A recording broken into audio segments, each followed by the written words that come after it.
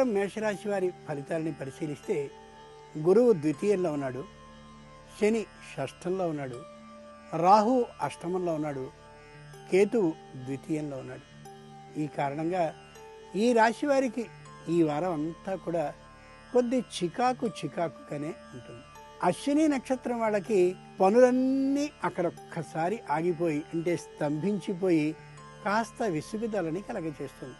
భరణీ నక్షత్ర జాతకులకి సంతానంతో అనవసరమైన మనస్పర్ధలు ఏర్పడే అవకాశం కనిపిస్తుంది.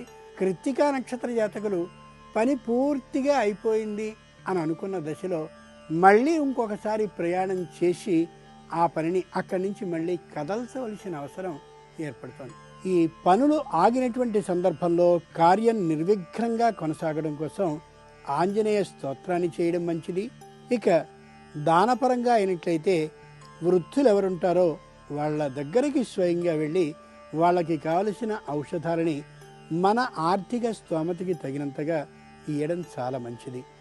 ఇక ముఖ్యంగా ఈ రాశివారు ఈ వారంలో ఏ పెట్టుబడుల్ని పెట్టడం ఏమాత్రమూ సమంజసం కాదు.